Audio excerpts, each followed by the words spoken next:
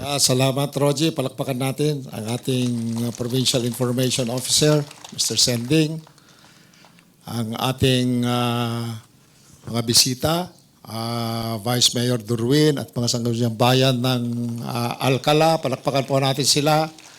Of course, our Barina, Lieutenant Colonel Morero. Palakpakan din po of his men. Thank you so much sa inyong token. And board member, the ASIS, the department heads, ganun din po lahat ng ating mga bisita and consultants. Katatayo amin, good morning, good morning. You know, I can't help to be emotional about Cagayan being declared as insurgency free. Alam nyo, I was a very young mayor at the age of 28 in my town. Adat lang ko na itong problemang ito. And ang daming namatay on both ends, on both sides of the coin, kung tinatawag na. Even my brother, who was gunned down in Bayabat, in Amulong, campaigning 15 days before election, was gunned down. Inamin ng NPA, we have men and women on both sides fighting for they think what is right for a nation. Hindi natin pwede sabihin mali ang isa kasi baka meron din silang pinaglalaban. But along the way, for so many years and decades, for me, it's less than 4 decades, on the search of what is best for our nation and our people. Siguro iisa ang pangarap natin. Ang magandang Cagayan, ang magandang Pilipinas. Siguro iba-iba how we would try to make government work for our people. Sabi ko nga, we did not fight insurgency through bullets or guns alone. My town, Tuao, has been free of insurgency for the last maybe 15 to 20 years. Wala na kami nakitang NPA doon. We had our own way of leaking out what is not needed by our people. And when I came here as your governor, I did the same. Parehas lang. The same thing that I did for my town. I saw to it that ma-empower yung maliliit na katulad natin, na bigyan ng boses. That's why we organized the Agkay Kaysa. It is basically the same as Anak Pawis. It is basically the same as Bayan Muna, Migrante, Kabataan, name it. Nagustuhan ng tao natin yon dahil nagkaroon sila ng boses. Nagkaroon sila ng lakas para ibunyag ang mali sa ating gobyerno. Ang ayoko lang doon ay gumamit sila ng dahas at gumamit sila ng baril,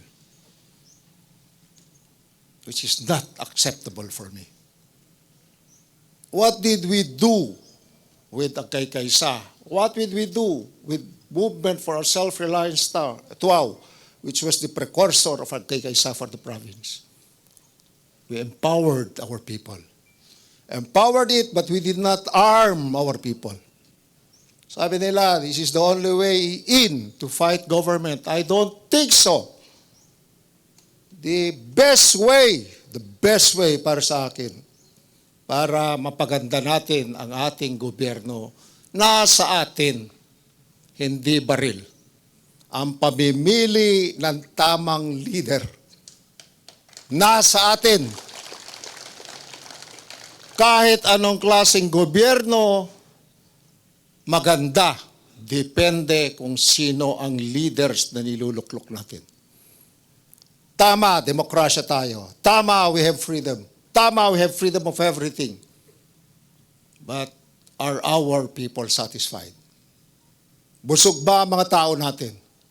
Yung komunista, hindi nila binoboto. Wala silang eleksyon na katulad ng eleksyon natin. Pero busog yung tao. Kontento yung tao. Walang rebelde. Which is better? Kaya sabi ko, let us make democracy work for our people.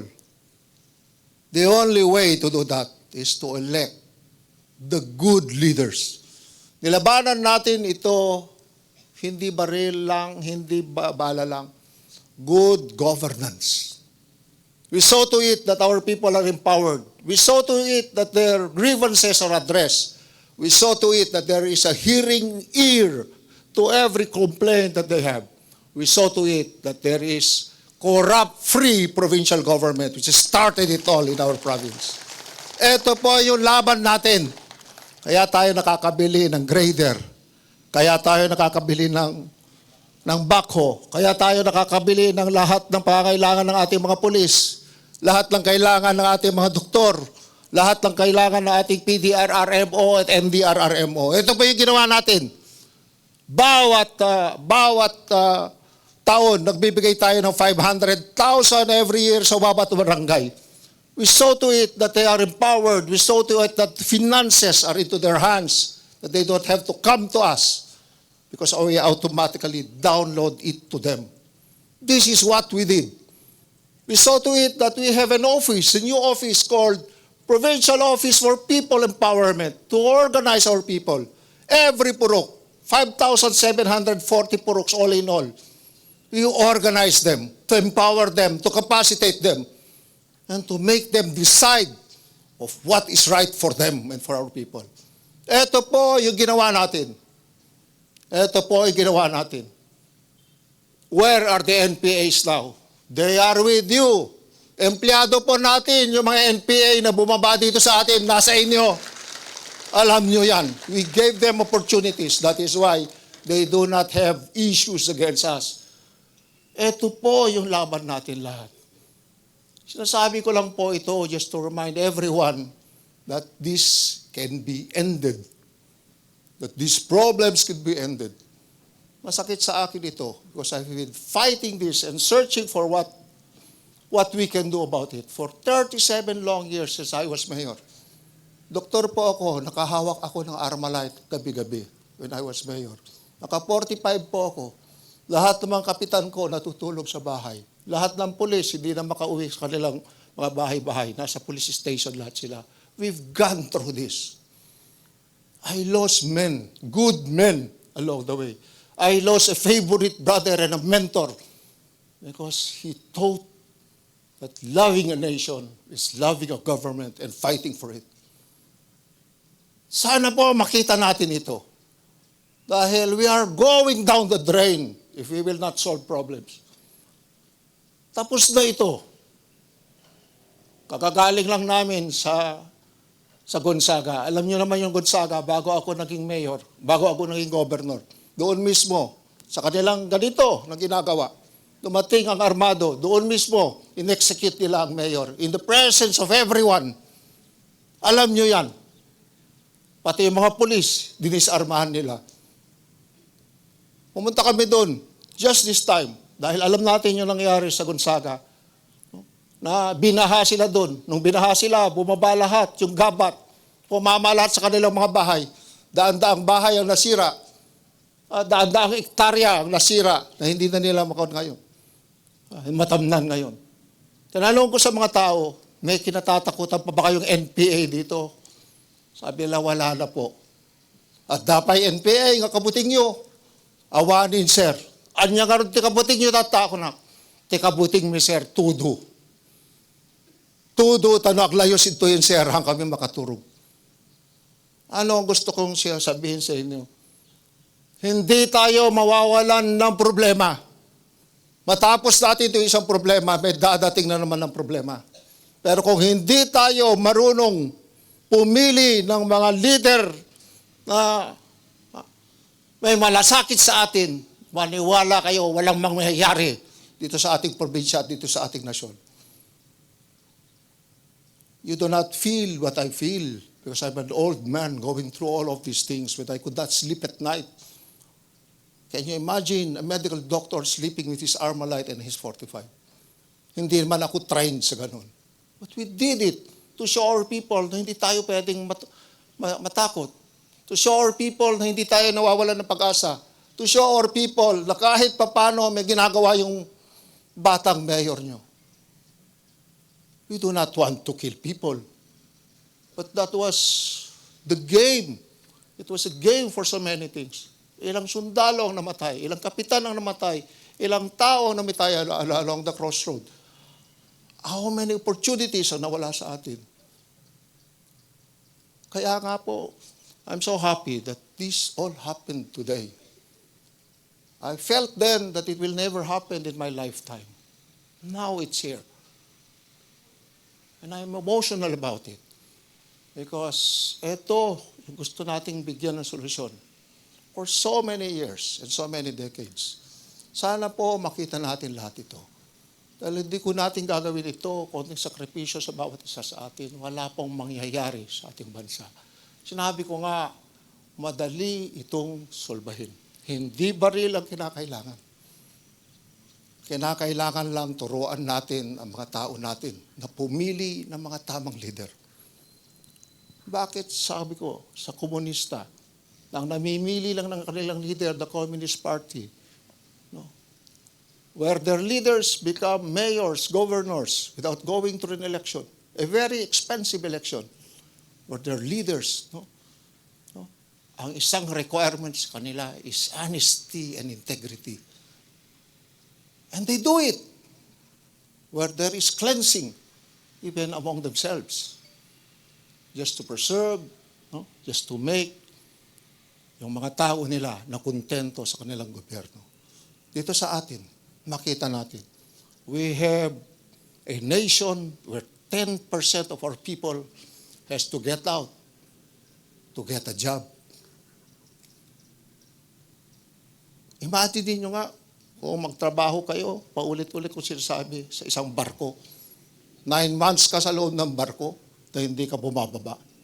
Imagine mo nga, natatai ka sa napakaliit na commode, o nagsashower ka sa napakaliit na bathroom, or natutulog ka sa eksakto lang para sa iyo. Yun po ang nangyayari sa ating sa seafarers. And yet we're so happy and shout to the world that we control the seafaring in the world.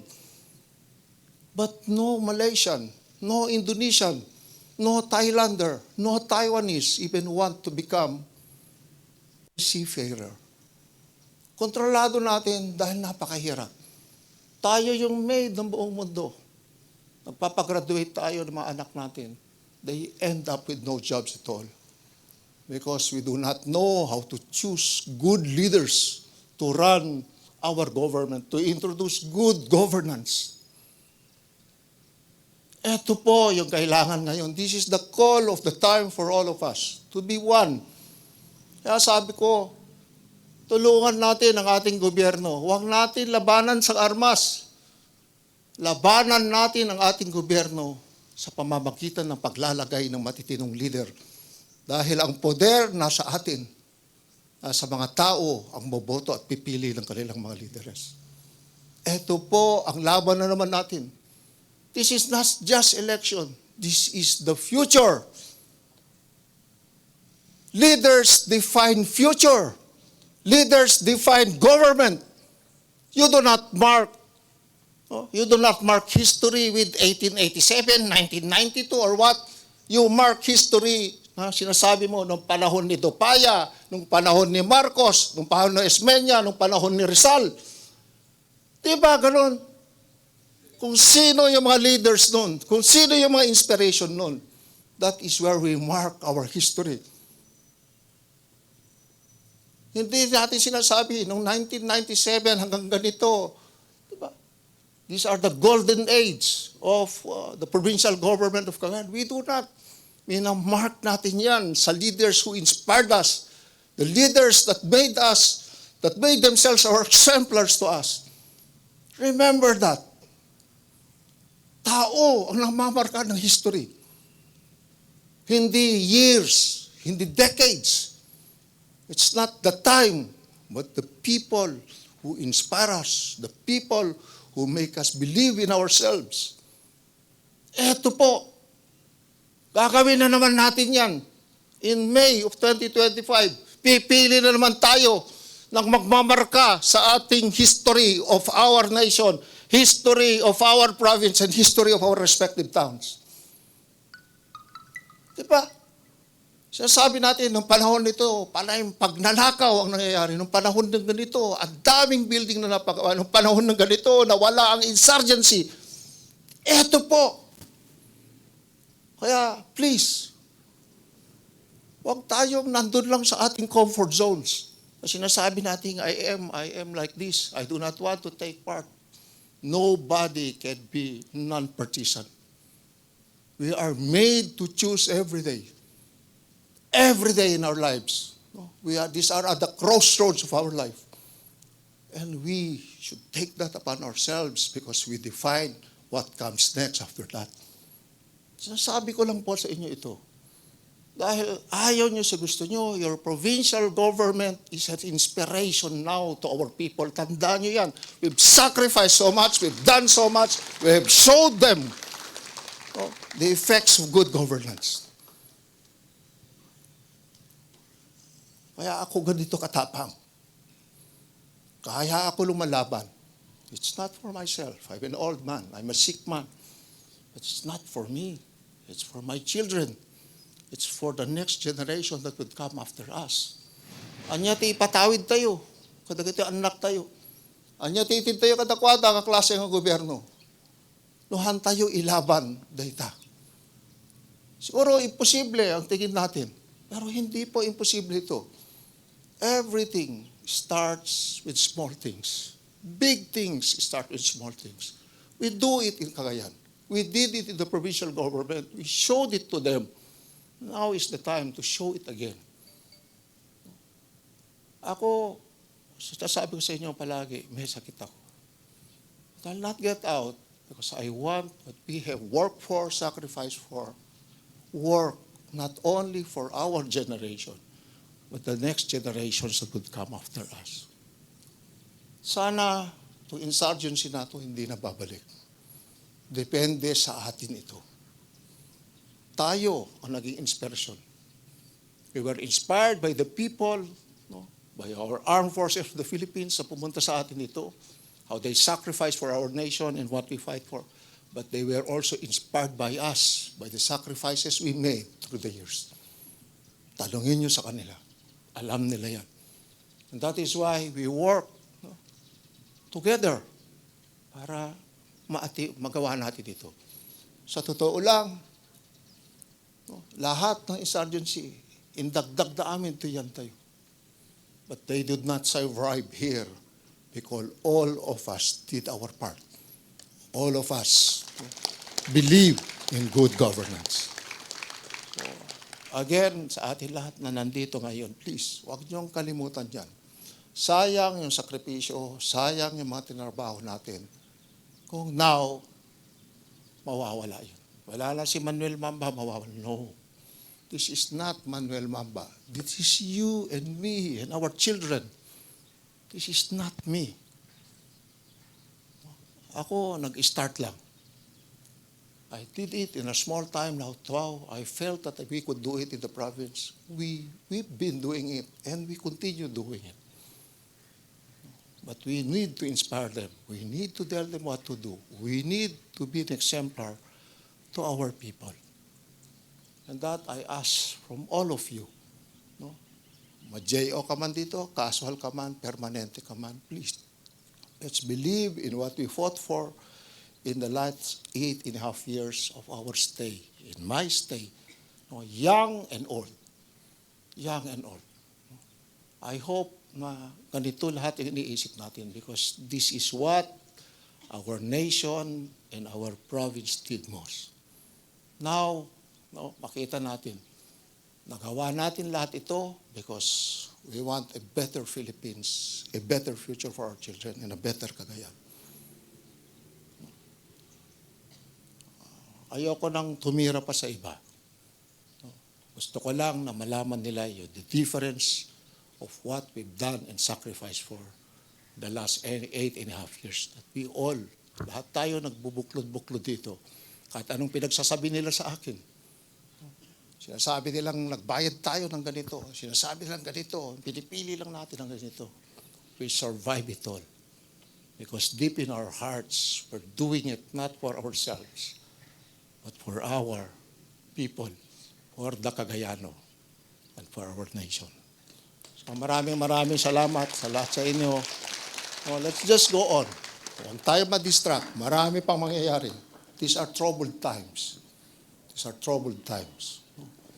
Sometimes we go through crossroads, okay lang yan. Walang problema sa atin. We know where we stand as far as our services to our people is concerned. And we will never lose focus of what we could do for our nation, for our province, and for the Cagayano. Let's not lose focus of that. Kahit anong mangyari, sabihin ko lang sa inyo. Don't lose focus because eto naman yung pinagtrabahuhan natin. Eto naman yung ating pinagsakripisyohan. Eto naman yung pinapangarap natin para sa ating mga anak at sa mga anak ng mga anak natin. Maraming salamat sa inyong lahat and God bless po sa ating lahat.